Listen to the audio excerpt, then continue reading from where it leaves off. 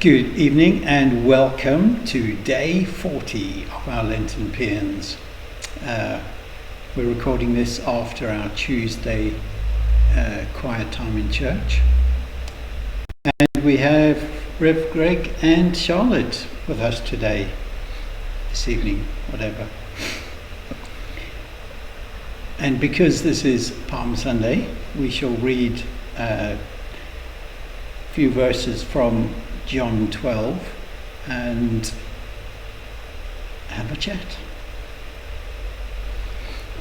The next day, the great crowd that had come for the festival heard that Jesus was on his way to Jerusalem. They took palm branches and went out to meet him, shouting, "Hosanna! Blessed is he who comes in the name of the Lord. Blessed is the King of Israel." Jesus found a young donkey and sat on it, as it is written, "Do not be afraid, daughter Zion. See, your king is coming, seated on a donkey's colt." At first his disciples did not understand all of this. Only after Jesus was glorified did they realize that these things had been written about him and that these things had been done to him. Now, the crowd that was with him when he called Lazarus from the tomb and raised him from the dead continued to spread the word. Many people, because they heard that he had performed this sign, went out to meet him. So the Pharisees said to one another, "See, this is getting us nowhere. Look how the whole world has gone after him." I just love that last bit. It's a bit like a plan has backfired, isn't it? Yeah, you could imagine them getting all uppity because Jesus is daring to speak out the truth. And now there's a lot of people following him. And they don't want to get in the way, just in case.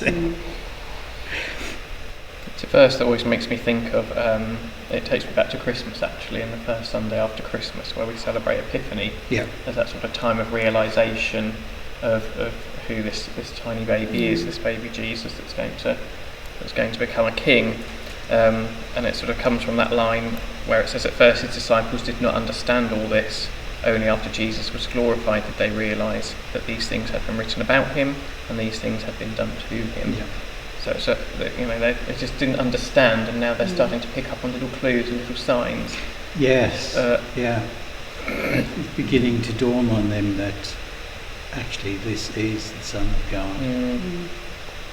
And the way that he writes it as well, saying, actually we didn't know until it was after the fact, and then we sat down and talked about it and realised, why didn't we realise that? So it must have been difficult for them, being a group of disciples in a minority following somebody that they believe is the Son of God, with so many people around them saying, "Don't be absolutely ridiculous. Yes. That's not correct." They stepped out in faith and followed him. And that's exactly what I was going to say, that stepping out in faith. They didn't know what was going to happen, how that was going to be received, in the same way that the Magi followed, not really knowing what they were going to find, what was, they had an inkling, but they didn't really have the whole picture, did they? It's like the sort of final piece of the jigsaw, isn't it, being put in place, and you see the bigger picture in front of you. That must have been really daunting as well to think, actually. What we know from the Old Testament, as we know as the Old Testament, they would have known as Jewish law being played out, and that realisation that actually this is being played out in front of us. Yeah, obviously they didn't recognise it at first because they weren't all scholars. But why didn't the scholars pick on it? Why didn't the scholars say, actually this is really happening? Yeah. Or maybe they didn't, it was just too big to even comprehend. Yeah, either that or they just wanted to keep control. Yeah, I think we've all find ourselves in that sort of situation at one time or another. We don't want to lose control, so we carry on doing it even though we know it's kind of wrong. Yeah. And you've got that lovely bit at the beginning of the reading, and I really love Palm Sunday because it's that real sort of joyous, that really build up. We've had that really sort of period of Lent where everything's sort of a bit more subdued, and then we come to Palm Sunday where there's a bit more rejoicing. We're reenacting Jesus entering Jerusalem as King, as we prepare to journey into Holy Week, where we're going to sort of take a dip in the emotional roller coaster of it all before the rise on Easter Day. But reading those first few verses, you can really feel the excitement. It's almost palatable, isn't it? And you can form that picture in your mind of everyone jostling about and the excitement in the square, and the innocence of those people as well, and that they're so excited to see him coming. They're shouting that they don't know what's to come.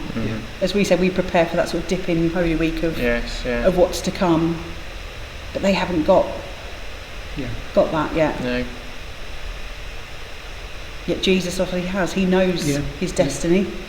That real dichotomy of excitement with fear and... the outsiders, the people greeting him into Jerusalem, waving palm branches, all excited. And Jesus thinking, well, you might be excited now, but actually we're about to take a different turn on things. That must weigh heavy on him as well.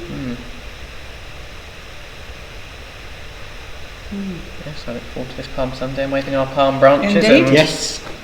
And if you're watching this early in the morning, you can always come and join us. You can. Absolutely.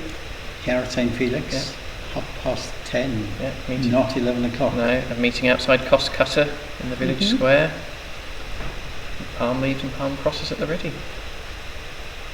And we'll see if we can try and get video of that as well. That would be nice. I've got to try and work that one out still. I have faith in you, DJ.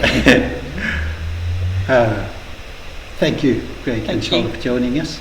And thank you for joining us while we experiment with a new camera, new lights, and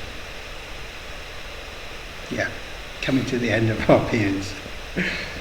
But this is not the end. There's still a few more to come. God bless.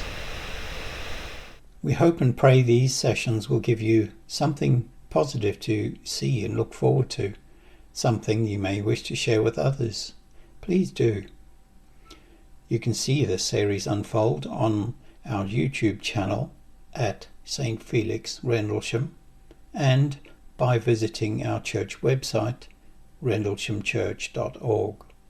Should you wish to contact us, please do so by email on info@rendleshamchurch.org. God bless, and we'll see you in the next video.